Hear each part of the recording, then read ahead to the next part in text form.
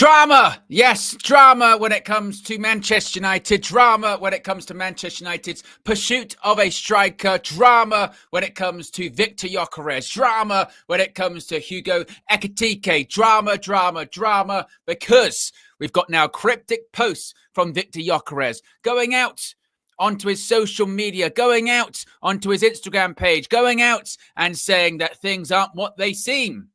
Saying that the news and lots of people are talking, but a lot of it is false. A lot of this is false and a lot of it is fake. What is real? Oof. We'll talk about it this morning. What is definitely real is interest in the Swedish striker. We don't know if bids have or haven't got in. According to the sporting president, they haven't. But according to reports coming out of Portugal, they have. Suggestions that Arsenal are putting in bids. Manchester United are putting in bids. But then new reports suggest that Man United won't break the bank for him. And if Man United won't break the bank for him, they've got other targets. They've got other people they will go after. But if they're saying not going to break the bank for Victor Gyokeres, then why would they go after Hugo Ekitike, who reportedly is available for 100 million euros? Yes, you heard that right, 100 million euros. So if you're not going to break the bank for Gyokeres, why would you break the bank for Ekitike? And then with all of this drama, what happens if possibly we don't get a striker? What happens if we don't get a striker? Then what happens? Then what happens for all of it? Does Joshua Zirkzee have a different role? Does Joshua Zirkzee have to do something different? Are we then relying on Cunha and Mbumo to get all the goals for Manchester United? There's a lot to discuss this morning. So be sure to smash a like on the like button. Be sure to subscribe. Welcome to the Transfer View and welcome to United View. It is at the moment, a solo-in show at the moment. But later on, it will not be. Any minute now, one Jurgen Fleckington will be here. You know, this may come as a shock for you. In fact, I'll press the button. Breaking news.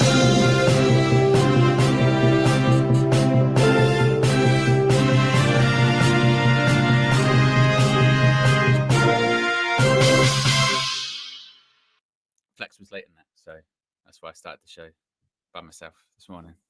But what's funny is I pressed that button. When I pressed that button, Flex actually appeared beneath me. He appeared beneath me, and he thought I pressed the button for some real breaking news. But I didn't.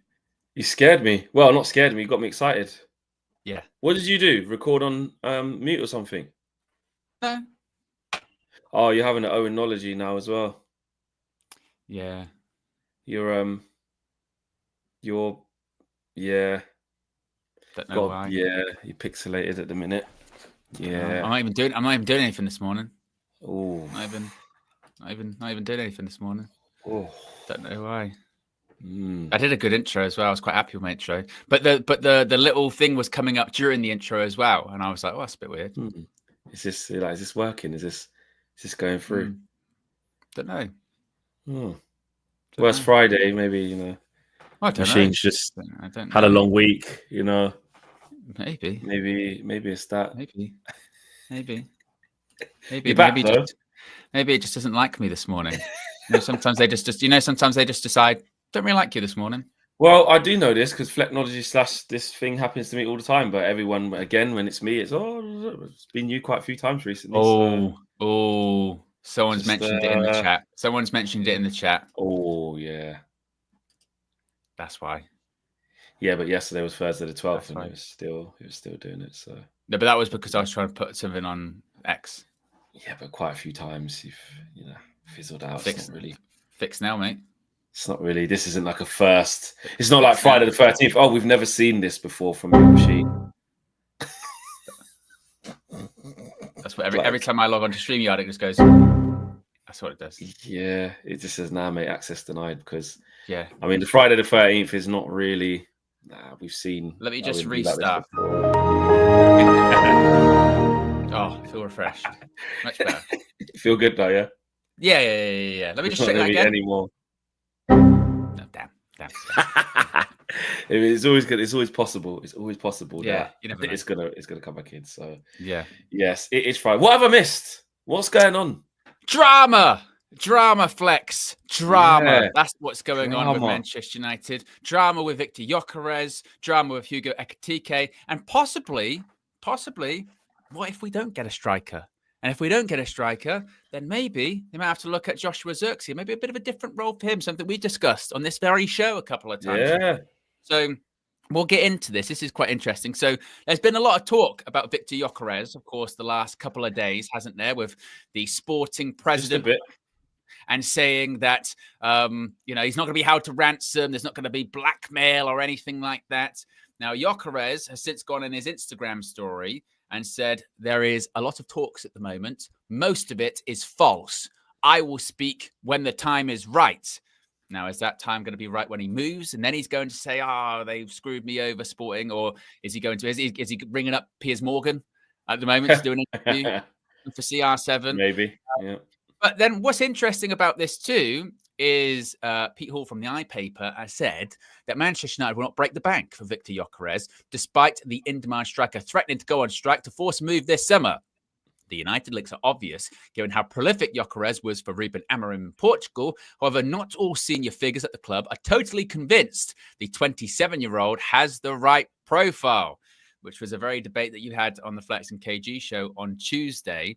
But then, which we'll talk about in a bit, if they're not willing to break the bank for Gyokeres, why would they even be drawn into 100 million euros for Hugo? Yeah, Does like, Manchester United, a bit like last year, we'll go after Sanderberg. We're not going to go after Ugarte, and then they go after Ugarte. Or we're all right, we'll go after someone else. We'll go after another centre back. They're going to get De Ligt.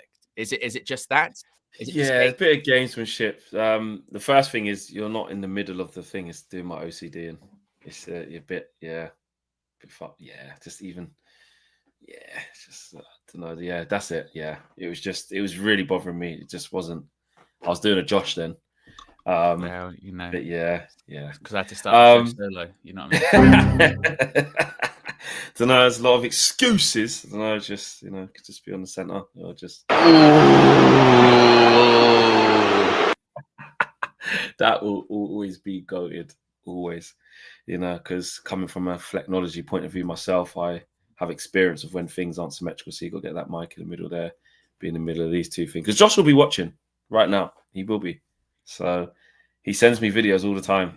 Yeah, I've seen that thing in the top right hand corner. About the line, about like a line. Yeah. But no, where was we? These guys, listen, it's all going off, but we ain't getting Ekitike. Leave that where that is.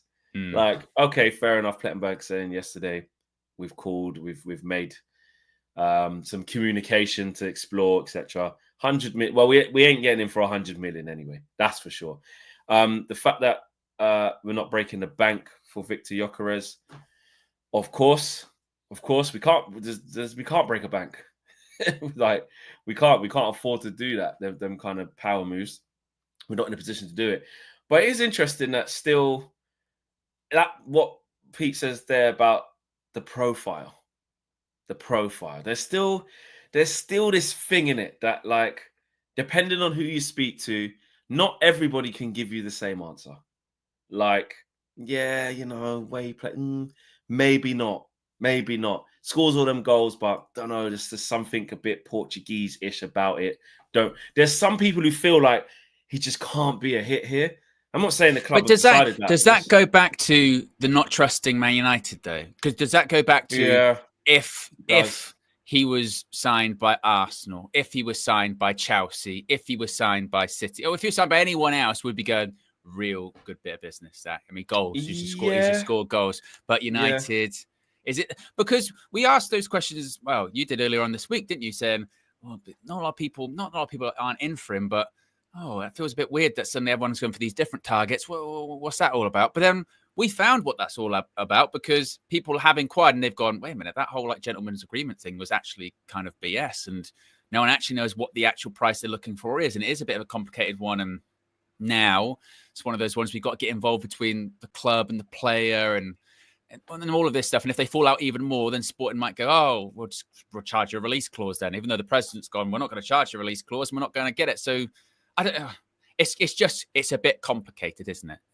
It's a bit more complex. And if people have, in the case of Arsenal, done the legwork of been speaking to Gyokeres for a while. We're just got to get Gyokeres, Sheshko for a while. We're just going to go and do the Sheshko one, or I don't know. I don't know. But it's like you said, it's got very messy now, hasn't it? Very messy. 100. And the fact that you look, we also, you talk about being burnt in the past, or this, that, and the third. Remember that it wasn't too long ago, man, the Frankie de Jong thing. Like, I think some people are right when they've started to say, listen, if this starts getting mad, let's not be that club again, where it's a bit different because this guy wants to leave, evidently. You know, the Frankie one was like, we can agree in principle and stuff. We had a deal, but he didn't want to leave, mate. Stop hanging on for him. He does not want to leave. I don't know what he's told you. He doesn't want to leave. This is different because he's at war with the president. He's like, I'm going to down tools. You're chatting shit. President saying, we're not being held to ransom. That blackmail's not going to work here, mate. So it's very messy. And now it's very public. Usually transfers of this nature aren't that public. It's public in terms of contact made, fee agreed, here we go, public, but not played at like spats. You don't get the disagreements and the things that you're supposed to talk about behind closed doors, airing your dirty laundry in public, as they call it. That's not normally what happens in these things if everyone's on good terms. But because they're not on good terms, or the good faith has run out, Gyokeres' people and Gyokeres are annoyed. And now the club Sporting are annoyed. And now it's a battle of the president's always going to protect the club and show Sporting fans like, you know, I'm in control. Don't worry, he's not going for a cut price. And, you know, technically rightly so. That's his job, to make sure that Sporting get the best deal, make sure Sporting are represented well, etc., etc. So fans can, because it's not going to look good for his job, you know, where their best players leaving, their manager's gone halfway through the season as well. They have to have some sort of pushback, even if it is just posturing. Who knows? Maybe he's always going to agree to 55 plus 15, maybe. I don't know. Who knows? We might agree to something quite modest by the time this is all blown over and there's a solution. But he has to be seen to not just be buckling to like what Man United say or what Arsenal say, because Sporting fans can be like, what go on here? Like, what, you're just going to do that? But at the same time, Victor Gyokeres, it's gentleman's agreement and all this, and it's looking a bit, mate, I think they've had you here, bro. Like, it's lesson number one, innit? Get the thing written down, bro. Like, otherwise you wouldn't be in this situation. Do you know what I mean? Because now what is written down is his release clause is that mad high figure, which even the president said is too high. Do you know what it is, though? I think this does go to show just how twitchy we all are. You know what I mean? Because of obviously what happened last season, and obviously worst season ever in the Prem, and obviously not winning the Europa League and the rebuild, etc., etc. Even when we announced Matheus Cunha on the opening day of the transfer window, we were excited, we were happy. We're like, oh, it's great. Need more. And Boomer won a couple of days later. I need more. And then naturally, when things are going to go quiet, because you can't do every single. Unless not every day there's a massive. It's update, not going to be like boom, boom, boom, boom, boom. Like, it's falling apart again. It's all falling apart again. What's going on? You know what's going on? Because I saw there was something this morning with the Mbumo stuff. They were like, basically, Man United are confident they'll have it wrapped up before pre-season. He'll be on the pre-season tour, but that's a month away. Everyone's like, that's like a month away. What? We're not gonna. Nothing's gonna happen for a month with Mbumo. Like, what? What are we gonna do? And he sort of go, well, this is in terms of the transfer market, this is still really early days. really early days. Very Things early. can happen really quickly. As we saw with the Brighton Mbumo one, that when a player's made up their mind, this is where I'm going to go, then it might take a week, it might take a couple weeks, it might take a little bit longer than that. But it'll end up happening. It will end up happening. Now, granted, if we get to the opening day of the season and it's like, we only signed Cunha and Mbumo, that's a problem. That's a massive problem. That's a big problem. But I think it goes to show that we're so twitchy that if there is any vacuum of information, so like with this Gyokeres thing, where it was like established earlier this week, well, if it's going to happen for United and Gyokeres, it's going to be in a few weeks' time minimum. We might have to move some players on this, that, and the other. And it's like the longer amount of time we're given to think about the player, we'll convince ourselves that it's a bad idea and we shouldn't get them. You know, even if it's looking at Matheus Cunha, it's great. But then give a bit of time. Yeah, but he played for Wolves and I don't know. Brian Mbumo. Yes, is that what we really want to be looking at? And then Victor Gyokeres, like I said, numbers on the board. And we're like, do we really? So what is the signing? Goals. What are we supposed to do? We don't score. We don't score goals, you know. And as we said, this was like the Liam Delap thing. Obviously, there could have been better options than Liam Delap. But what we've got, near enough anyone's an upgrade on that. If we could sign Victor Gyokeres, that is a massive upgrade on what we've got. Massive. If you can sort out a front three of Cunha, Mbumo, and Gyokeres, that is the upgrade there is massive. Like I said, it's a hip replacement. They've literally taken out part of the front three and gone, here's a new one. Boom. That will get you more goals. And we'd all be going, oh, that's really impressive. So we're like, what? Closing up to halfway there, because the Mbumo one's not done, but closing up to halfway there by June. It's all right. Fine. Yeah, it's good. It's a good start. Yeah, it's a good start. It's okay. It's a good start. Still got to do it, obviously. You know, if you had like, I don't know, if you've got some coursework you need doing and you've got a deadline, you're nearly halfway through with a lot of time to go until the deadline, you go, that's a good start. You still need to finish it. You can't get to the deadline and you can't just leave it. And just leave it. That's a fail, you know, but still it's a good start. Good start. We just need to, you know. Listen, kind of rightly so, we're reluctant in it. So I don't mind. I get that. I think when we've been how we've been and we need what we need, I do understand where people are twitchy. I do understand where, listen, that don't impress me yet. I needed this, I needed that, listen, that don't impress. I'll wait to see them first 5 games, mate. Yeah, this is all great. Yeah, new numbers for Ahmad, new this. This is great. Yeah, new kit.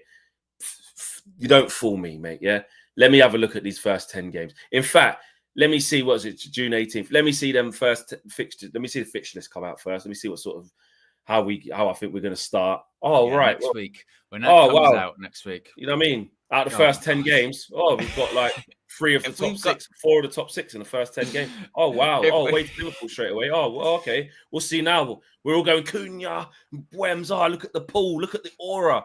Okay, well, you've got to go Arsenal away. Second game of the season. But and also, so just most of the teams finished above us last season. We lost to most of the teams. So when the fixture comes out, naturally we'll be looking at we'll lose that one. Don Robbie said to me, they all had a thing on DR the other day. It's like, oh yeah, fixtures coming out. What would you want? Robbie's like, yeah, I just want a nice home fixture against like one of the against like Sunderland or something, home, not away. AGT's like, nah, you know what? Man United, yeah, give me that, you know, picking it up. Give me everything on Anfield, yeah. I'm saying, listen, just happy to be here. Just happy to be here in the division still intact. There is nobody that I can call out. I generally got to the point where I was thinking, what would I actually want? And I went, I don't newly promoted away, forget it. You don't want Leeds, you don't want Sunderland away first. You don't want that. Even Burnley away at Turf Moor. You just don't want that. You just don't want that. At home, would you want Burnley at home maybe? Their first game in the Prem. Well, the problem is, like... Maybe. But I went for Brentford in the end. Not away. Our record there's rubbish. No, home. Home. Yeah, home. I was going to say. Like, I went for I wanted like a steady, lost Thomas Frank, would have lost in Bruin, might go for a bit of a... Yeah. Sometimes with that kind of unknowns kind of vibe, sometimes they do really, really well, don't they? And you go, yeah, because you don't know. Yeah. Because no one expected that. That's why you got the Premier League. But you know West what you're Ham, getting. maybe. They might not have a good summer. West Ham home. They just beat us, but even that, the problem is that let's say it was a newly promoted side at Old Trafford, as we saw last season, low block. You go, let's go test of this team. Can we deal with the low block? You know, how can we manage that? You know, so but that's judging it based off last season, isn't it? So I'm trying to think of a team that just doesn't trouble anyone, like sometimes, but. It's not really any because we got touched by everyone. I think about how deluded we were last season as well, because the first 3 games we had Fulham, Brighton away, and Liverpool at home. And in retrospect, that is a really hard opening 3 games. And it was. Yeah. And then we were, but going into it, like, yeah, I could tell you what. I'll tell you what. 2 wins and a draw, probably 2 wins and a draw. Good grief. We beat Fulham in the last 80th minute and Xerxes, and then we lost the next 2.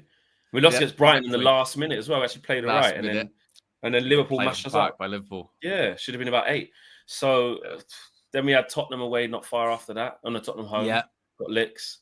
Yeah. We've got everyone, mate. It is just what it is. So I think back to that. I don't even know why I started talking about the fixtures, but I don't care. I think it was more about the twitchiness, wasn't it? It was about the twitchiness. That's it was about that's why. Not getting excited.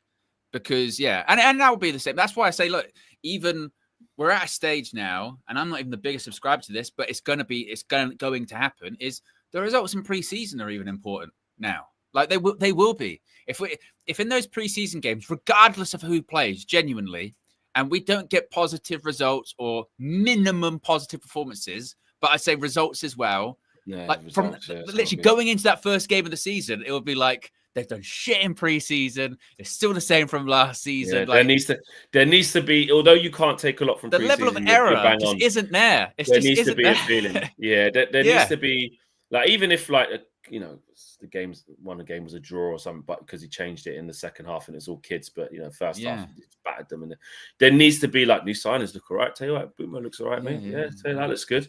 I tell you what, I wasn't sure about that. I wasn't sure about that Xerxes thing, but I tell you what, link up with him, and then Bruno, the spaces were a bit smaller. Cobby was next to him, weren't too bad, You need a little bit of that. That new keeper looks all right, Oh, we're trying to add more man in there.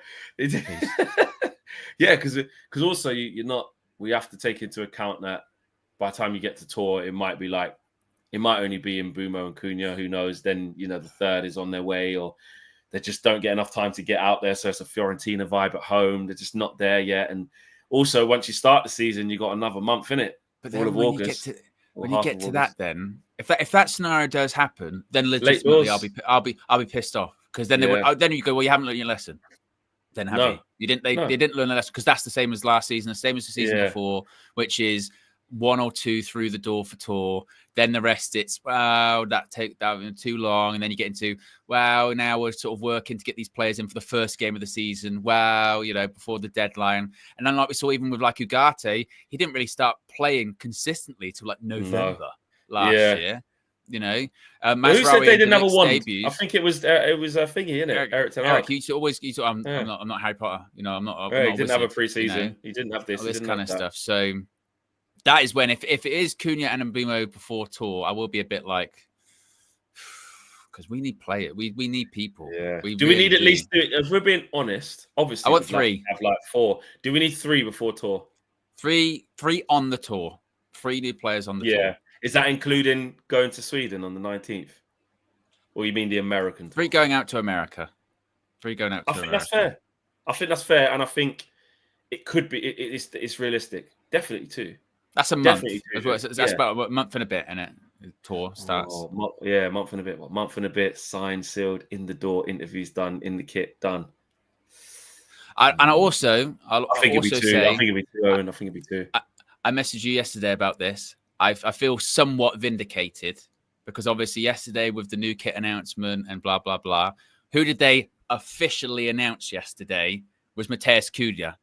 They clearly wanted to announce a player on kit launch day. I think in an ideal world, it wouldn't have even been Matheus Cunha. I think in an ideal world, it would have been Brian Mbeumo or someone, because I think they wanted those things of, they want a player to launch with the kit. Absolutely, they did. Look at yesterday, it was kit launch. Then the afternoon, it was all about Matheus Cunha, and there was a letdown, but it was just a bit like, we know. You've done that announcement. Okay, yes, he's in the new kit and makes people buy the kit. But that was an interview coming out. Clearly, there was a desire to have like a second announcement there, and they went, "Well, it's not going to be in Mbeumo, so we'll have the." Because when I wonder when he did all that stuff, did he do it once he came back with international duty? Was he prior to flying out? Yeah, actually, could have been either. Could have been either. Exactly. They've had it in the can, ready for this. Shout out to Wayne. He just said at the US tour there. Any plans for Atlanta Flex? No specific plans. We're going to be there. We're going to try, and what we are going to try and do is do some meetups, guys, as well.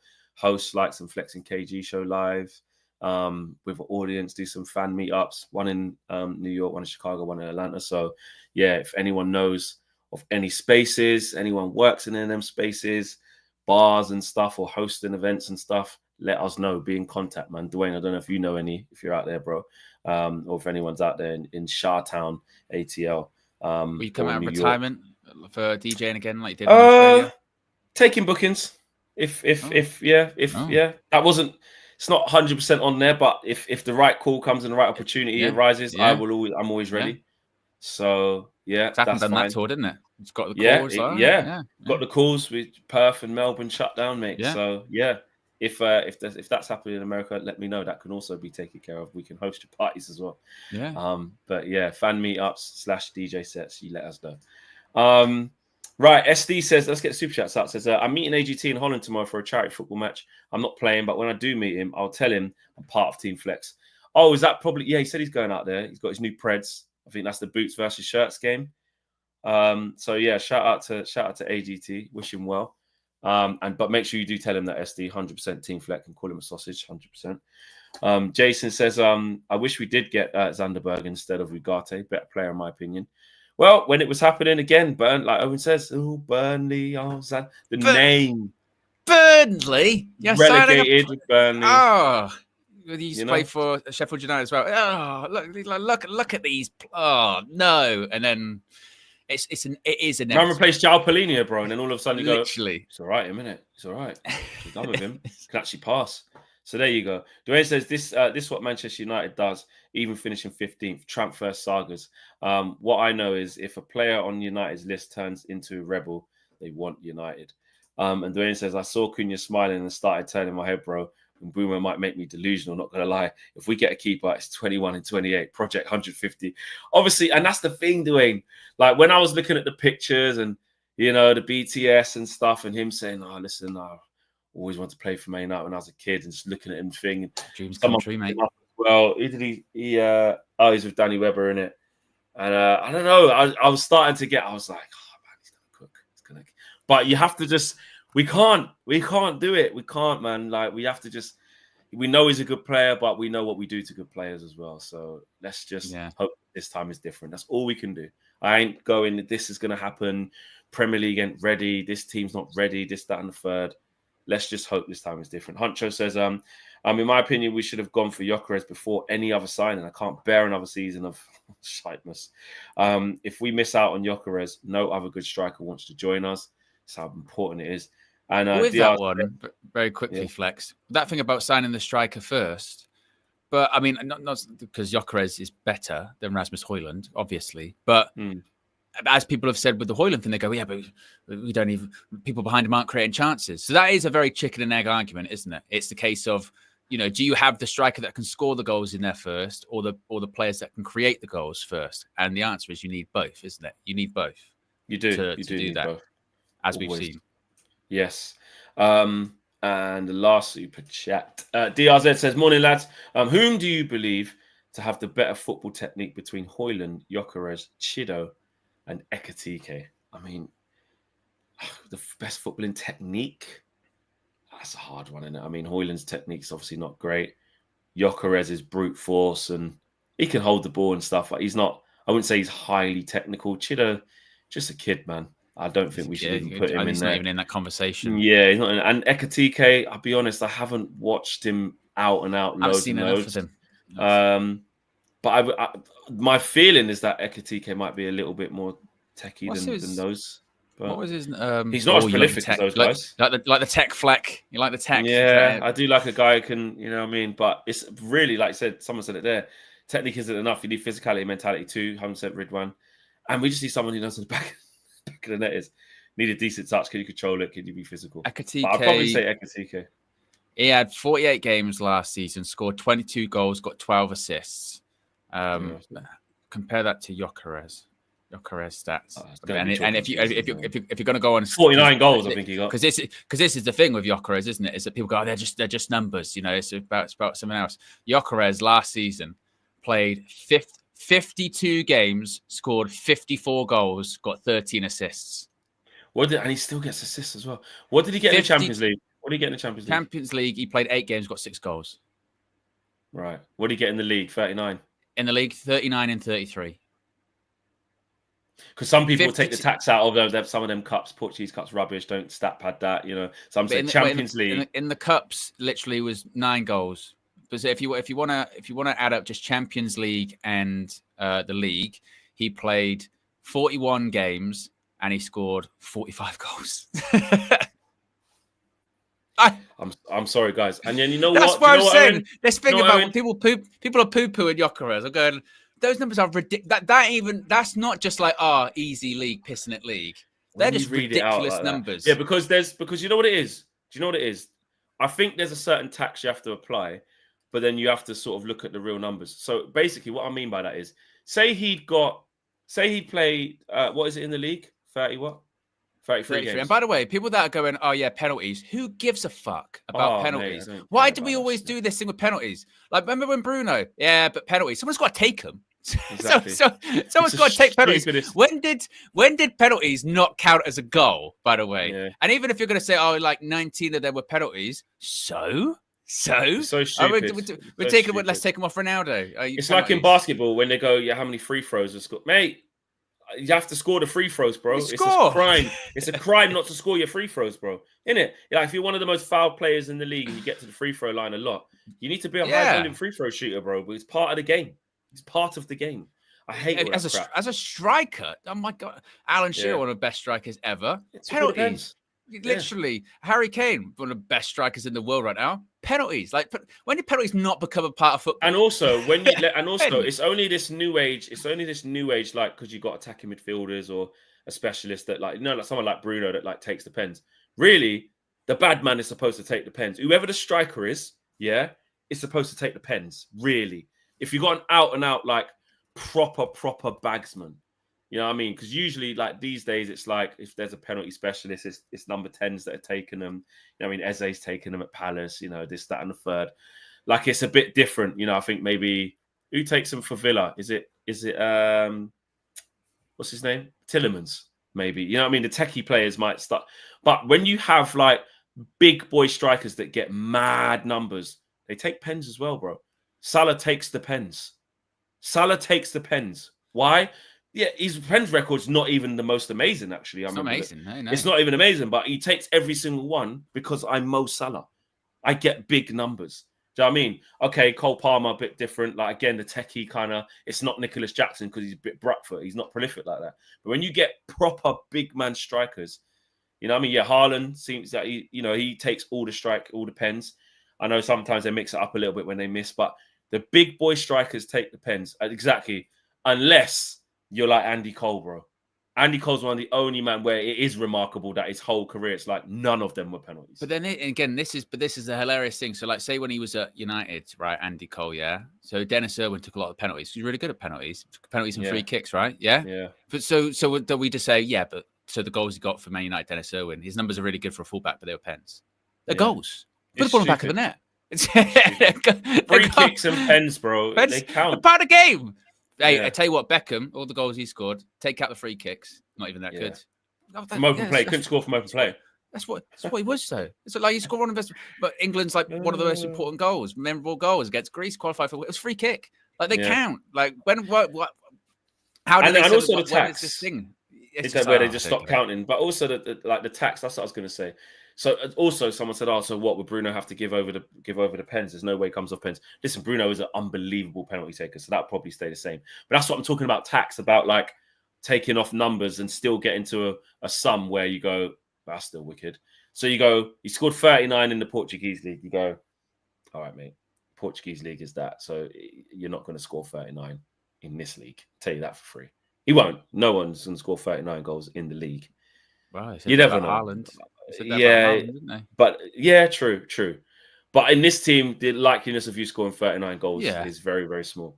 Let's say you score 26 in the league, please. That's still ridiculous. Like, I mean, what was the top scorer this year? Wasn't it about that? I think it was about that, 27, 26. Who was our top goal scorer this season, Flex? Probably about 8 in the league. Probably Bruno. It must have been Bruno. About 8 or 9 in the league. United, I don't think we got double figures in the league. I'll have a look. It must have been Bruno, mustn't it? It had to be. Squad statistics, total goals. Yeah, Bruno. 9. He got 19 goals in all comps. In the league, he scored 8. Yeah, that's what I'm saying. The league was rubbish. We didn't have a player in the Premier League that even got into double digits. Double figures, yeah. Dead. Rubbish. And I'm Ahmad was waiting on on his way us to doing it, got injured. And Gyokeres got that amount of goals, and we're going, yeah, but pens. And but the league. It's but the league. Like if he got Flex. only 20. If you can take pens, you can handle pressure, yeah? As we've seen at Man United, what are the prerequisites? You need to handle pressure, whether it's a penalty or not. A lot of people can't do it. Secondly, if you're a goal scorer, regardless if it's a set piece or not, you need to have ice in your veins in front of goal, whether it's the ball stationary from the 12-yard spot or whether it's your through on goal and you just need to put the ball past the goalkeeper. Either way, it's still the same. It's still the same kind of mindset, isn't it? Of having that composure. How many times have we said we don't have any composure in the team? Exactly. In front of goal as well. And it just, this was the thing I was talking about earlier on. I think whenever there's the slightest bit of like adversity with any player, we just kind of just go, yeah, he's rubbish. We don't want him. You say they're rubbish. But then what I was going to say is as well, there's another tax of like, so you see, so people keep saying, what about Darwin Núñez? There's doing well in the Portuguese league where you get 20 goals a season. So you go, tell you what, this guy's getting 20 goals a season in that league. You know, he's knows with the back of native. Then there's taking the piss out of the league. Like, it's a joke. And it was like that last year as well. What did you get last year? Have you got his things from last year, Gyokeres? Well, and like you said, it's not just the league; it's also Champions League as well. So what was his season? What was his season when Amorim had the full season with him? Season before last. I'll have a look. 23-24 season. Because I bet he done a madness as well. It's obviously last season. Yeah, it was 52 games, 54 goals. In the league, it was 33-39. Season before that, 23-24, was 33 games, 29 goals. Right. So even that's crazy. But then he's got better again on that. Yeah, he's and what was it all comps? All comps led the season before. It was 50 games, 43 goals. So effectively, if you're going to look at the last two seasons and put them together, it's near enough a goal a game for 2 years in a row. What does Núñez get? Can you just get Darwin Núñez? See what he did in his last season when he was going to Liverpool, or even the season before that. Wrap Up Hammer says Núñez got 34. Because it is a good sort of thing, because he has come in and struggled. So people point to that and say, listen. But every play's different, aren't they, I suppose? Yeah, you know? Gyokeres had 136 GA in the last 2 seasons. Jesus. 2 seasons ago? Last year was his first season, right? Not last year, the season before last was his first season. 21-22 was his last.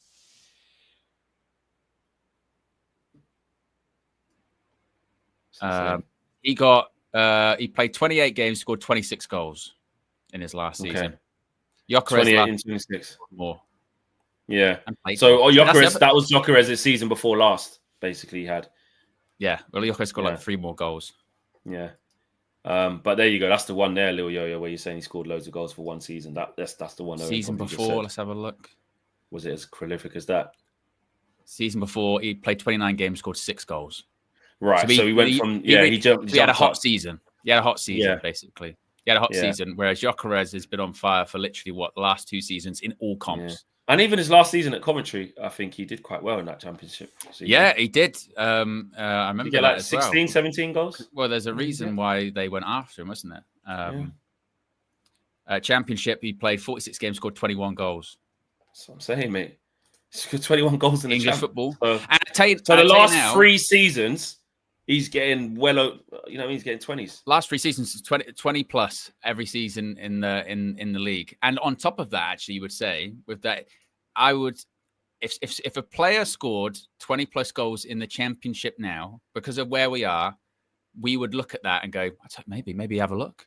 Maybe have a look at that. Whenever we were saying, start dipping into the championship, start doing that.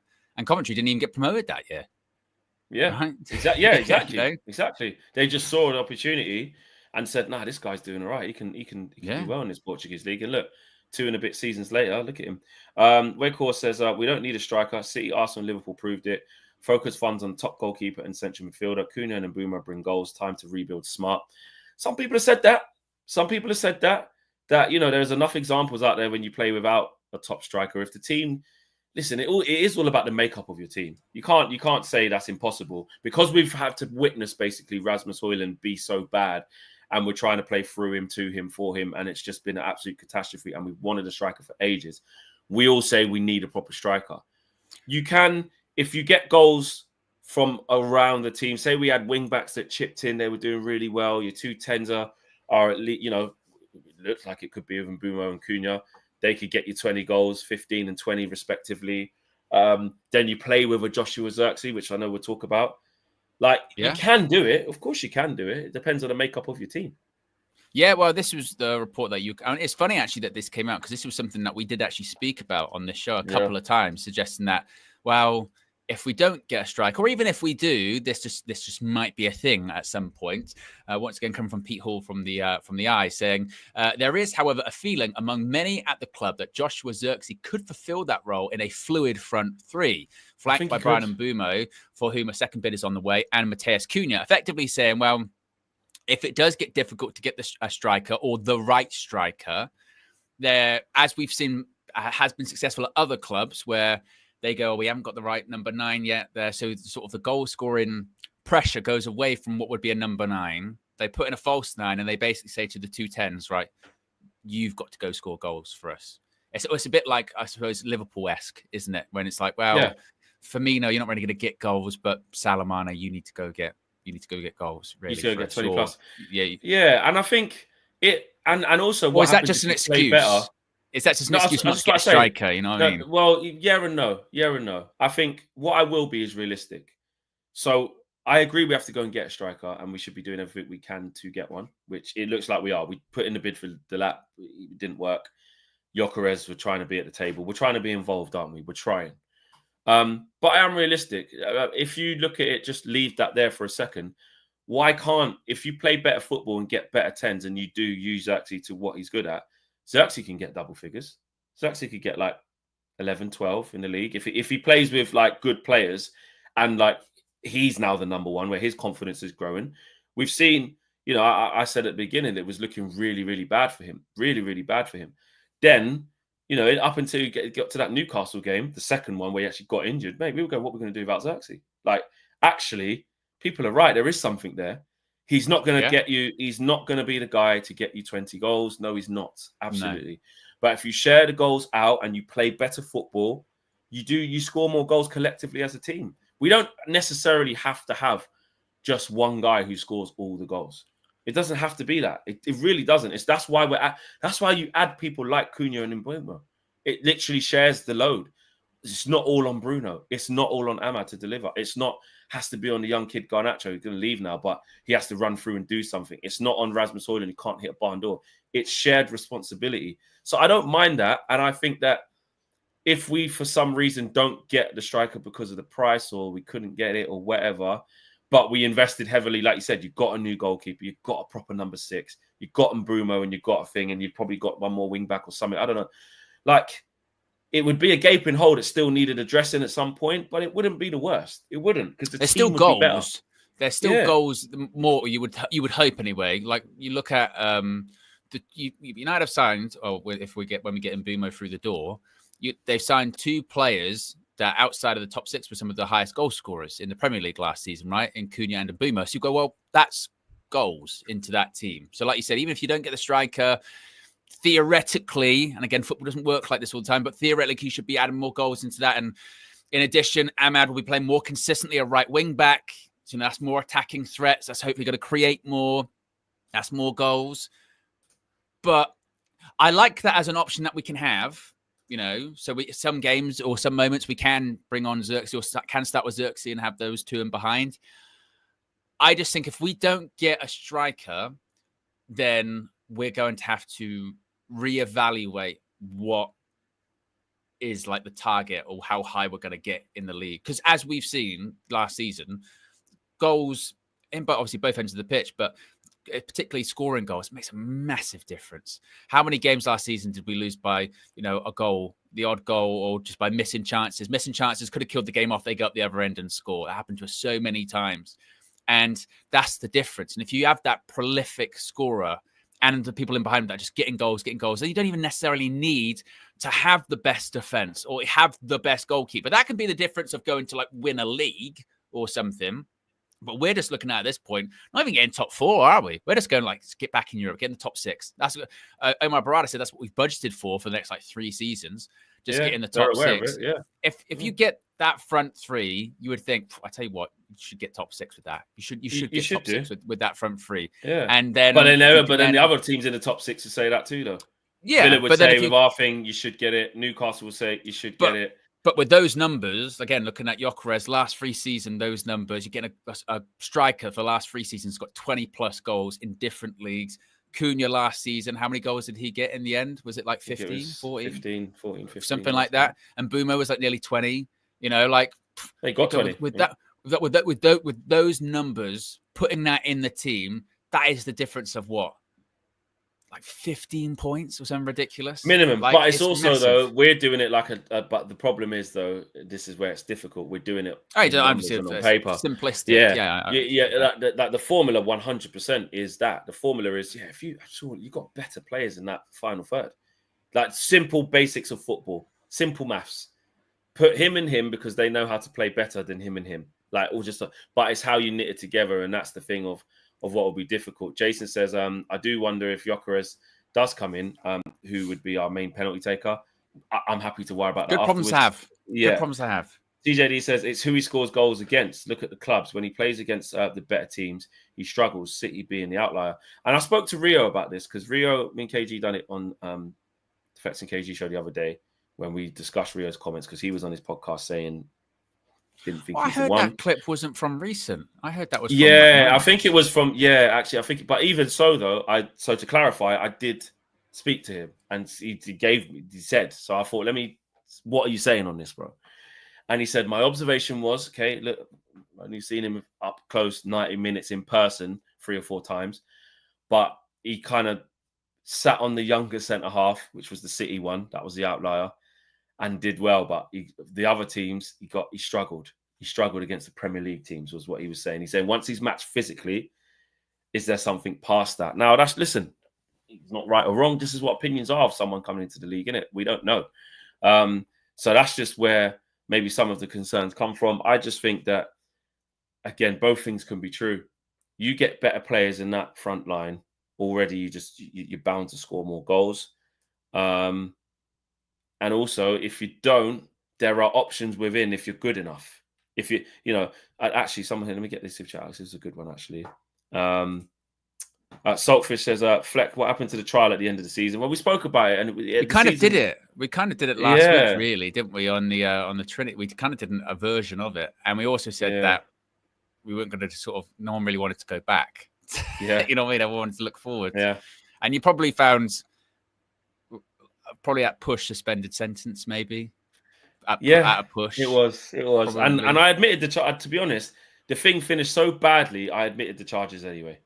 Yeah, and then but like I said, he was kind of suspended sentence time off because Ange won the final by changing things, and that was kind of what Flex was saying. And he's just over now, isn't it? And everyone was crying. Why didn't he change? To the last minute, he only put 5 defenders on the pitch. I have people saying. So what I'm saying, he needs to change things. Then is that what we're saying? Yeah. So, I'm saying, no, stay to the system. Oh no, you're not ready for the rebuild, Flex. Exactly. And if you saw last week's Trinity, I was right. And if you saw last week's Trinity, which again will be live at 4:00 today, basically Flex and KG sort of went at each other for like 20 minutes on. He was a disgrace. Flex's expression. Literally, Flex smiled in a video, and that was it was that. That's Flex's what's the title charge, basically, that face. That's the Andy Tate face because 21 we're in linked with Victor Gyokeres. Like, it's crazy. It's just crazy, bro. It is. But Dwayne says, and I like this, Kuna and Bumo, Gyokeres, a goalkeeper and centre mid. This is my dream. 5 players. Is that 5? 5 players. There's your 5. For me, yes. I actually think that is the perfect window.